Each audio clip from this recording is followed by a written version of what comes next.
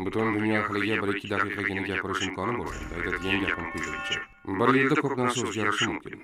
Xohlasangiz ham, xohlamasangiz ham. Bir yildan so'ng hayotingiz hozirgidek bo'lmaydi. Buni hech qanaqasiga o'zgartira olmaysiz. Ammo hayotingiz qanday o'zgarishi o'zingizga bog'liq.